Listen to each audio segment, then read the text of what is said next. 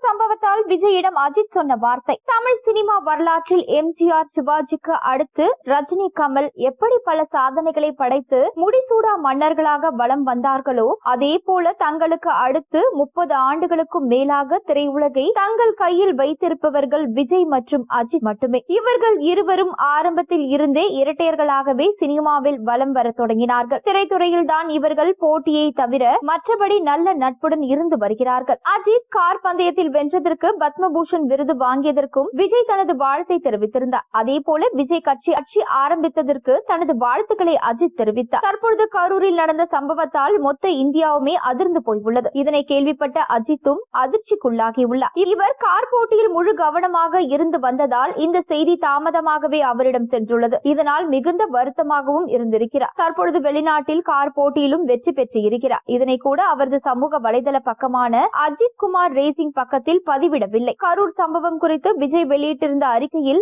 இதயம் நொறுங்கி போய் இருக்கிறேன், தாங்க முடியாத வார்த்தைகளால் சொல்ல முடியாத வேதனையிலும் துயரத்திலும் உழண்டு கொண்டிருக்கிறேன். நம் உறவுகளை இழந்து தவிக்கும் பெருந்துயர் மிகு மனநிலையில் என் மனம் படுகின்ற வேதனையை எப்படி சொல்வதென்றே தெரியவில்லை என்று பதிவிட்டிருந்தார். அத்துடன் நெரிசலில் சிக்கி உயிரிழந்தவர்களின் குடும்பத்தினருக்கு தலா 20 லட்சம் ரூபாயும், காயமடைந்தவர்களுக்கு தலா 2 லட்சம் ரூபாயும் நிவாரணம் வழங்கப்படுவதாக விஜய் அறிவித்தார். மேலும் பாதிக்கப்பட்டவர்களின் குடும்பத்தினரை சந்தித்து நேரில் ஆறுதல் சொல்வதற்காகவும் நிதி உதவியை வழங்குவதற்காகவும் எப்பொழுது கரூர் செல்வது என்பது தொடர்பான ஆலோசனையை தமிழக வெற்றி கழக தலைவர் விஜய் சென்னையில் நடத்தி வருகிறாராம். சமீபத்தில் விஜயை தொடர்பு கொண்டு அஜித் பேசியிருப்பதாக சில தகவல்கள் தெரிவிக்கின்றன. இந்த நிலைமையை சீக்கிரமே சரி செய்ய வேண்டும் எனவும் கூறியிருப்பதாக சொல்லப்படுகிறது. மக்களை நேரில் சந்திக்க விஜய் ஏற்பாடுகளை செய்து வருவதாகவும் கூறப்படுகிறது.